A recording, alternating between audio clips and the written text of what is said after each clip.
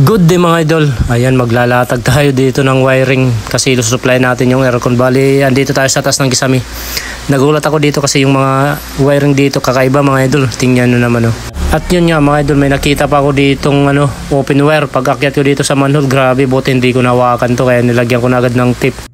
Ayan may open wire. Gaano kadelikado dito sa taas.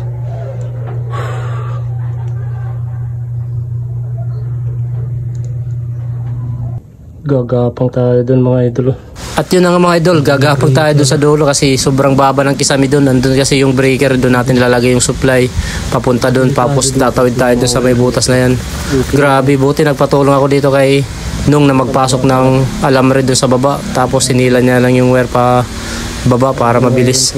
Tingnan naman yung wirings nila dito, akala mo parang nasa Meralco, yun, mga substation sa labas. Ngayon lang ako nakakita ng ganitong wirings. Tingnan mo mga idol, grabe. Sobrang hirap ako dyan, tapos sobrang init. Buti mataas yung Kisami dito nila sir, kung hindi, lalong hirap na hirap ako dito. Oh, dahil nalalatagan natin. Itong mo na lang gagapangan ko. Mas masikip dito. Baba. Yan o. Mula doon sa may maliwanag na yun mga idol. Kung nakikita nyo yung butas na yun mga idol, yung maliwanag, doon natin ilalabas yung load side papunta sa may aircon.